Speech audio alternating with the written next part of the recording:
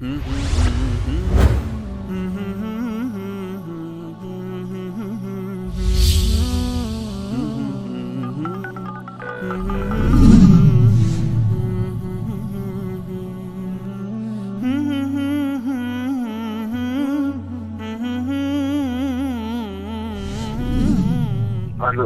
علیکم.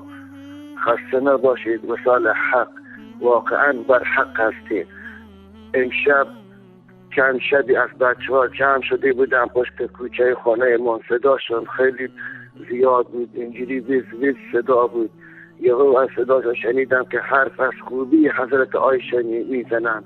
آنهایی بودن که واقعا شیعه سرسخت بودن. این 6-7 بچه‌ای که دیدم، رفتم یواشکی سرک کشیدم و دیدم همه بچه ها حرف از ام المؤمنین به خوبی میزدن و من خیلی تعجب کردم. این همه بچه های شیعه بودن که بدگویی از عایشه میکردن، ولی دیشب که نگاه کردم، خدا ببخشید، امشب که نگاه کردم دیدم اون 5-6 بچه داشتن حرف از خوبی ام المؤمنین عایشه رضی الله عنها میزدن با حضرت محمد صلی الله علیه و سلم. وصال حق، ببخشید ما از جزیره هرمز زنگ زدم. اول حرف شیخ. خدا حافظ. متشکر.